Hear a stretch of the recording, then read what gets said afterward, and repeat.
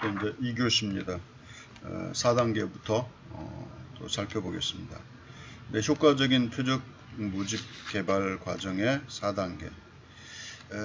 이제 어떻게 대화를 시작할 것인가. 그러니까 잠재적인 자원봉사자들과 어떻게 대화할 것인가. 이거 진짜 중요하죠. 이제 모집 메시지를 전달할 건데 양방향 대화 방법이 효과적인데 어떻게 할 것인지 중요하겠죠.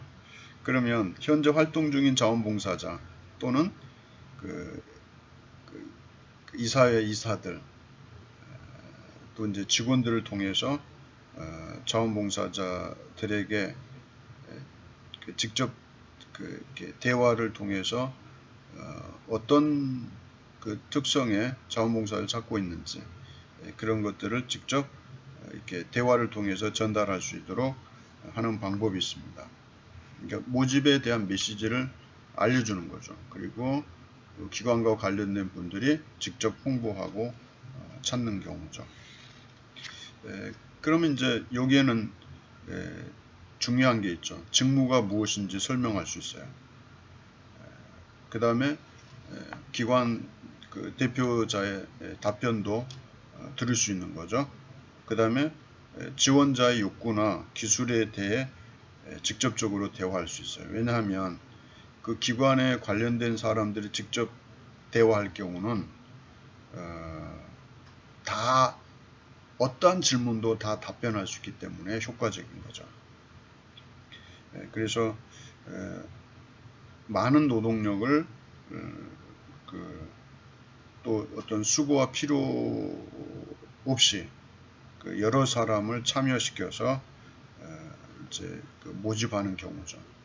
그러니까 담당자나 그 일을 추진하는 개인이 다수를 상대하는 것이 아니라 기존에 있는 구성원들을 활용하는 방법이죠. 그래서 함께 모집에 참여하는 거 중요하죠. 그 다음에 5번째 보면은 5단계는 자원봉사 활동 참여하게 된 동기는 무엇인가 이걸 확인해야 됩니다. 자원봉사자들이 왜 그 일을 하고자 하는 그 이유, 동기는 어디 있는지 그걸 알아야 됩니다. 그 다음에 가치가 있는 일의 어떤 당위성이나 또는 참여 동기를 파악해야 됩니다. 그래서 가치 있는 일에 대한 어떤 당위성, 그 다음에 동기를 파악하는 것. 그러니까 자원봉사자들이 자원봉사에 참여하는 고자 하는 그 이유가 뭐냐? 어떤 이유에서 참여하는지. 그럼 예를 들면 그 일을 통해서 어떤 보람을 느끼든지 아니면 자기의 어떤 존재감을 확인한다든지 개인의 어떤 자아가 실현되는 현장으로서 개인에게 굉장히 유익하다든지 이런 것들을 말하는 것이죠. 이게 당위성이죠. 그 다음에 기관은 그 일을 통해서 필요로 하는 클라이언트들에게 이렇게 제공할 수 있는 거죠. 자원을, 인적 자원을. 또 이것은 지역사회에서 어떤 지역사회 문제를 해결하기 위해서 또 지역사회의 욕구를 해결하기 위해서 또 지역사회 주민들의 개별적인 욕구를 해결하기 위해서 자원봉사 활동을 통하여서 자원봉사자들을 지원하고 그들의 활동을 통해서 그 모든 문제가 해결되고 또 주민이나 그 지역사회의 문제가 해결되는 또 그 욕구를 충족시켜주는 그러한 일들이 되기 때문입니다. 그래서 자원봉사자들의 그 참여 동기도 중요하지만 당위성도 있어야 됩니다. 이게 두 개가 결합돼야 됩니다. 그래서 그것이 잘 결합될 때 피곤해도 좀 지치더라도 견뎌낼 수 있고 또 다음에 또 활발하게 자원봉사 활동을 전개하게 될 겁니다. 그리고 이제 한 가지 예를 들면 여러 가지가 있죠. 자원봉사 활동을 통해서 어떤 당위성이나 그 동기 같은 것들을 이제 활성화시키기 위해서는 그 자원봉사자의 니드도 확인할 필요가 있죠. 취업을 위한 어떤 실적 굉장히 중요하죠. 조금은 이것도 역시 인정해줘야죠. 그 다음에 이것만 얻는 게 아니죠. 자원봉사 활동하는 과정에서 많은 것을 겪고 느끼는 것들. 이게 실적에 이렇게 종이 한 장의 확인서가 문제가 아니라 그 풍부한 경험들은 향후에 자신의 미래에 엄청난 그 자원이 될 거라는 것입니다. 그 다음에 새로운 분야를 경험하는 것, 또 새로운 인맥을 형성하게 되는 것, 또 새로운 기술을 개발할 수 있죠.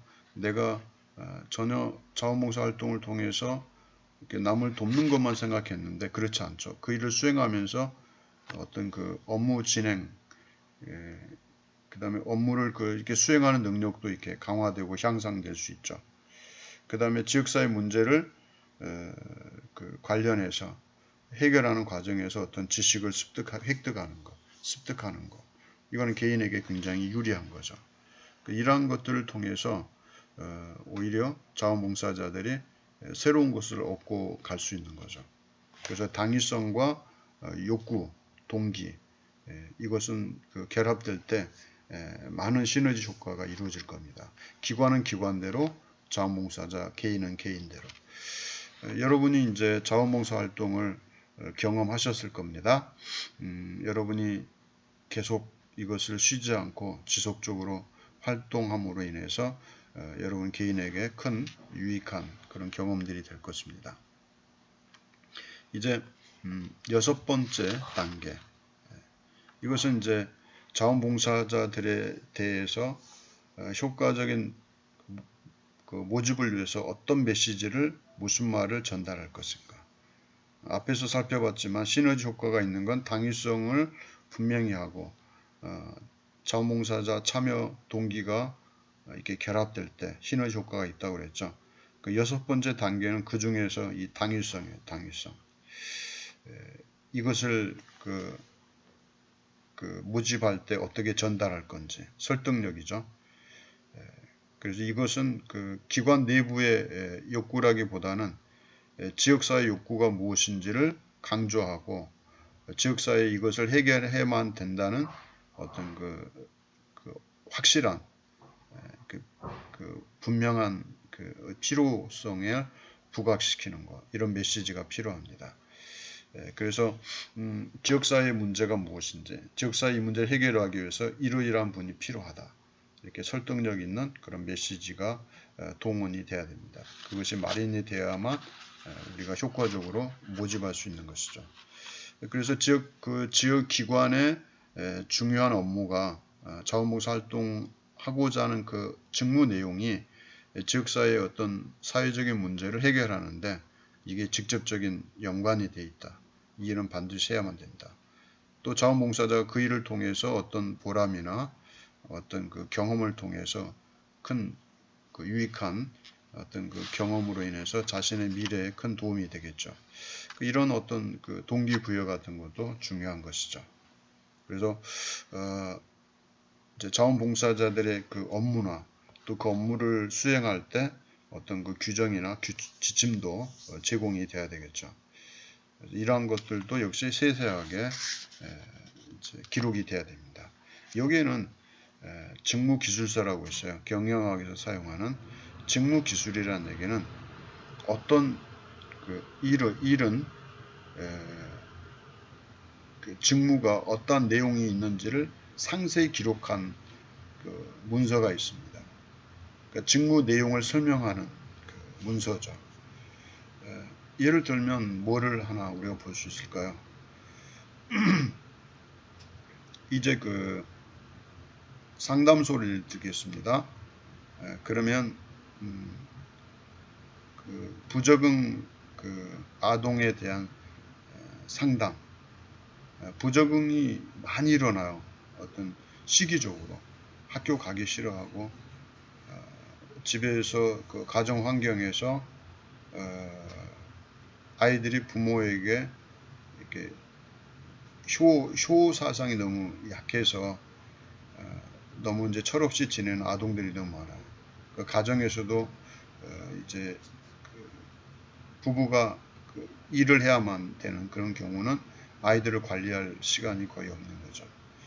그러면 이제 상담소에서는 이제 교육 부분이 필요하겠죠. 그 부모의 역할과 자녀들의 역할, 그 유치에 따른 역할 행동을 잘 이해시킬 필요가 있겠죠. 그리고 학교를 왜 가야 되는지, 공부를 왜 해야 되는지, 그 다음에 본인이 겪고 있는 그 정서적인 그 고통, 그런 것들이 결국은 자신의 미래를 위해서 어떻게 극복해야 되는지, 그런 어떤 교육이 필요합니다. 인성교육과 미래와 그 다음에 자기 자신의 유치와 역할을 잘 이해시키는 그런 교육 프로그램에 대해서 어떠한 그 교육을 진행해야 되는지, 이제 그런 것들이 있을 수 있어요. 그 다음에 또 하나는 뭡니까? 이제 시간에 대한 내용이 나오겠죠. 자원봉사자가 오전, 오후 두 타임으로 하게 되는데, 오전에 하실 분, 오후에 하실 분. 오전에 할 경우는 어떨까요? 아동들이 다 학교가 있죠. 그러면 어떤 경우에요? 학교를 가지 않는 아이들, 학교 밖 아이들이 될 수 있죠. 청소년이 될 수 있죠. 그 다음에 오전에는 어떤 기관에 있는 어떤 그 아동들을 상담하기 위한 프로그램과 훈련시키기 위한 프로그램, 그다음 교육자료 이런 걸 정리하는 그런 자원봉사 활동이 필요하겠죠. 오후에는 이제 실제 아동을 만나서 어떻게 상담하고 어떻게 교육할지에 대한 계획을 세우는 일, 그 오전에 하고 오후에는 이제 진행하는 일이 되겠죠. 그래서 어떤 타이틀마다 업무의 주 내용이 기록이 되는 거예요. 그래서 또 먼 거리에 있는 분이 아니라 지역사회에 있는 분이면 더 좋죠. 왜냐하면 지역사회의 특성을 아니까. 그 지역사회가 저소득층이 많은 경우가 있을 수 있겠죠. 그러니까 그런 내용들을 알고 학원도 보낼 수 없는 경우. 그래서 아이들을 잘 설득하고 교육하는 과정에서 지역아동센터나 또 이런 걸 연결해서 공부할 수 있도록 지원해 주는 거죠. 요즘 이제 돌봄센터도 생겼죠. 최근에 돌봄센터. 그러니까 이런 것들을 다 기관과 연결해서 어떻게 업무를 추진하고 있는지를 상세히 기록한 내용이 직무기술서입니다. 그리고 이제 예를 들면 이제 이런 상담소가 아닐 경우 장애시설이다. 그러면 장애시설에서 자원봉사 활동을 통해서 할 수 있는 일이 뭐가 있을까요? 말벗 되어주는 거. 그 다음에 외출할 때 1대1로 케어해주는 그런 안내자. 그래서 그런 항목별로 그 자원봉사자들 할 수 있는 그 일의 직무의 제목과 직무의 구체적인 내용들이 상세히 기록되어 있는, 그래서 자원봉사 활동하는 사람들이 내가 가면 어떤 일을 도와야 되겠다나 미리 알고 갈 수 있도록 해주는 그런 직무 기술서가 있습니다.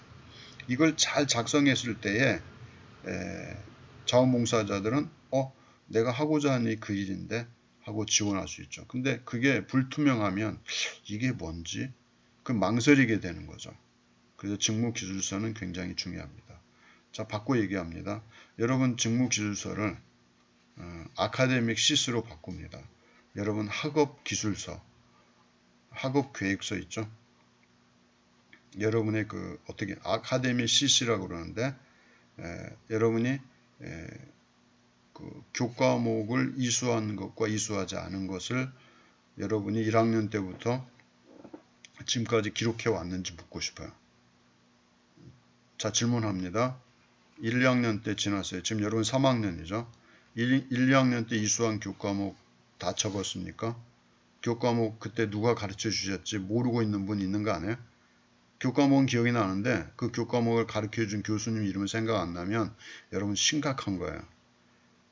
그래서 그 다음에 그 교과목의 주 내용이 뭔지를 기술해 놔야죠. 주요 내용이 뭔지. 최소한 4분의 1페이지 A4 용지에서. 그러니까 상세 기록되어 있어야 돼요. 그리고 성적까지도 두면 좋죠. 지금 3학년 때 이수하는 과목 지금 기록되어 있죠. 설마 강의 들으면서 교수님 이름 모르면 안 되겠죠. 지금 배우고 있는 내용이 주로 뭔지를 기록을 해놔야 돼요. 그다음 4학년 때 들을 거. 만약 이런 경우 있어요. 이런 아카데믹 싯을 여러분 교과과정 이수, 이 이수표가 없으면 4학년 때 반드시 이수해야 되는데 이수를 안 했어요. 졸업할 수 있어 없어요? 그거 이제 본인이 다 체크해야 돼. 이것도 직무기술서의 하나예요. 내가 하고 있는 공부하고 있는 모든 그 공부하고 있는 그 상황을 종이로 문서로 작성해서 누가 봐도 알 수 있도록 해놔야겠죠. 본인도 이제 앞으로 내가 무슨 과목 이수해야 될지도 이렇게 미리 그래야 선행학습도 할 수 있어요. 4학년 때 배우는 교과가 이런 것들인데 심심할 때 인터넷을 찾든지 서점 가서 찾든지 도서관에서 이게 훑어보는 거예요. 아, 이 과목은 주로 이런 내용들이구나. 만일에 이 작업을 했던 학생들은 미래에 희망이 파란불이 켜져요. 왜냐하면 여러분이 앞으로 내가 어느 분야에서 일을 해야 되지 라고 생각하고 구상할 때 그 분야의 일이 뭔지를 미리 좀 찾고 있을 거니까. 그러니까 미리미리 준비하는 사람이 돼야 됩니다. 이야기가 조금 다른 데로 빠졌는데 직무기술서 이것은 여러분이 공부할 때 필요한 학업기술서나 같은 겁니다. 그래서 과거에 이수했던 내용이 뭔지 여러분이 개괄적으로 개론적인 또는 개념적인 그 정리가 되어 있어야 됩니다. 그 다음에 현재 진행되고 있는 거, 미래 여러분이 이수해야 될 교과목, 그것이 어떤 내용들인지 미리 파악하고 있어야 되는 것입니다. 그러니까 여러분도 공부하는데도 이런 분명한 학업 계획서, 기술서, 또 학업 결과, 또 평가 이런 것들이 이루어져야 됩니다. 이제 더 여기까지 하고 다시 교과목으로 들어옵니다. 그 다음에 이제 개별적인 동기가 뭔지 개별적인 동기들을 탐색을 해야 돼요. 분석해야 되겠죠.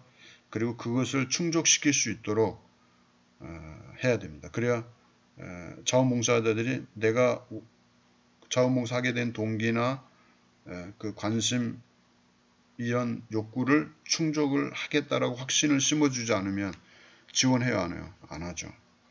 그래서 여러분이 이것도 굉장히 중요합니다. 어떤 방식으로든 자원봉사자가 원하는 것을 그 욕구를 채워줄 수 있는 기관이 돼야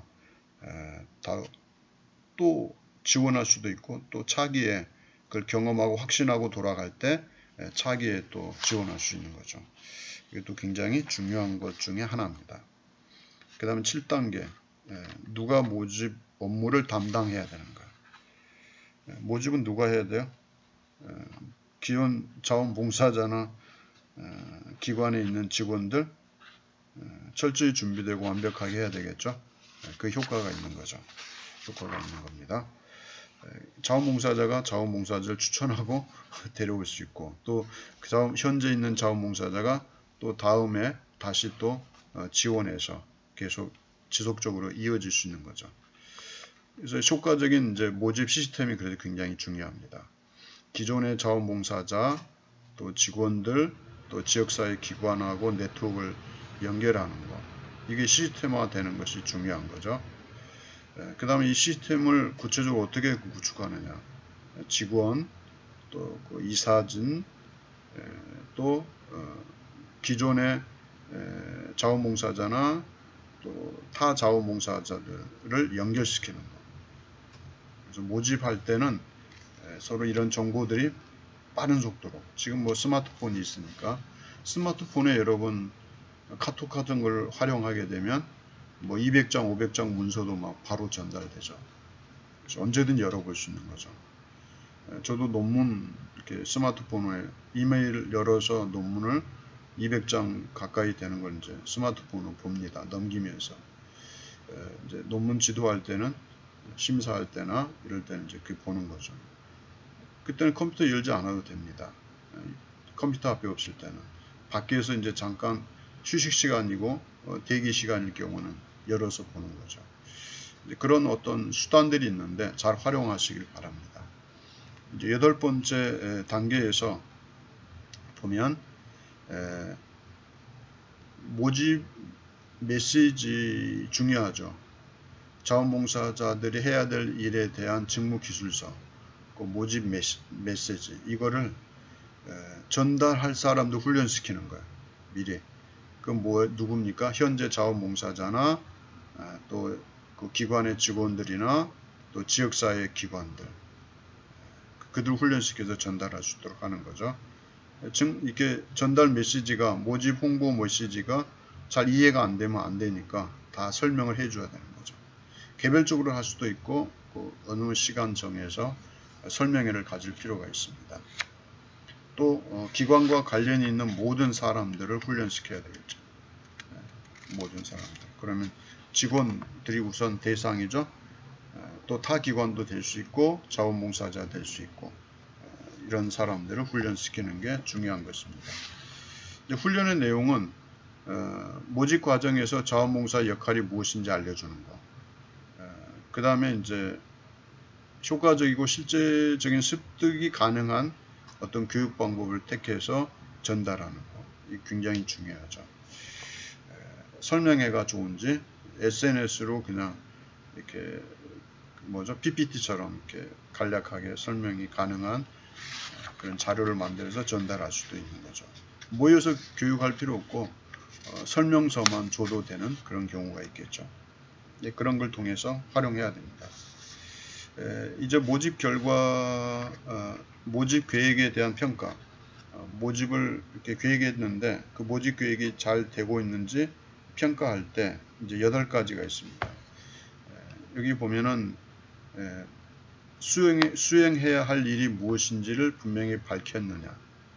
그러니까 이제 전단지도 될 수 있고 홍보지 될 수 있는 거예요. 두 번째는 일을 하고 싶은 잠재적인 자원봉사자가 누구인가. 거기에 포커스 맞췄느냐 이거죠. 그 다음에 그 사람들을 어디에서 찾을 수 있는가.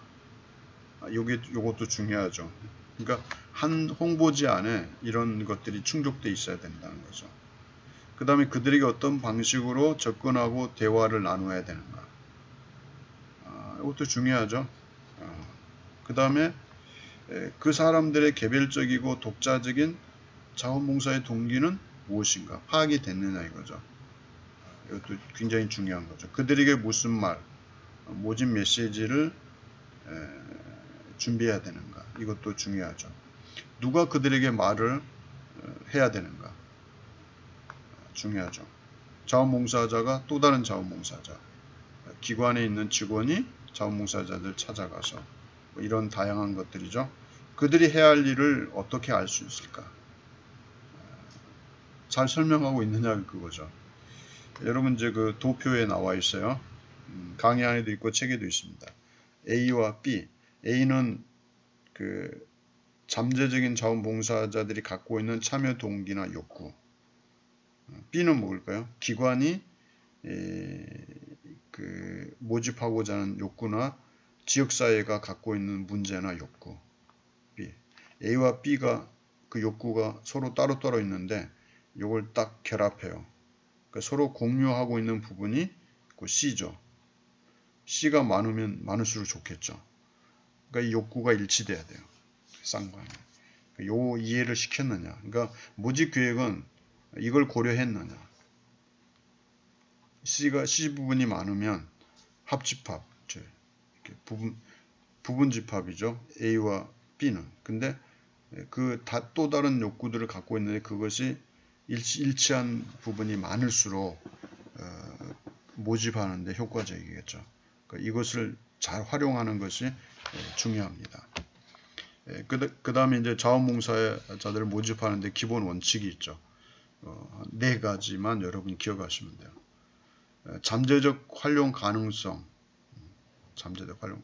어떤 가능성입니까? 다양한 그 잠재적 활용 가능성에 대해서 유용성이 있어야 돼요. 이 유연성은 뭐냐면 자원봉사자들의 그 시간 또는 그 거리 이런 것들을 잘 고려해서 이렇게 유연하게 대처하는 것이 중요합니다.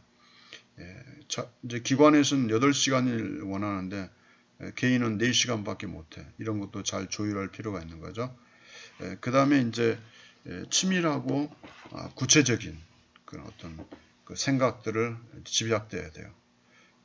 그걸 제시해야 되고, 세 번째는 좋은 업무여야 됩니다. 자원봉사자들이 하고 싶어하는 업무가 돼야 되겠죠. 네 번째는 관리자와 자원봉사자 간의 지속적인 유대관계, 굉장히 중요하겠죠. 그래서 관리자만 좋으면 자원봉사자들이 계속 오죠. 여러분 좋은 사람은 계속 만나고 싶어 하잖아요. 쉽게 그렇게 얘기하는 게 좋겠습니다. 2교시는 여기까지입니다. 3교시에 다시 뵙겠습니다.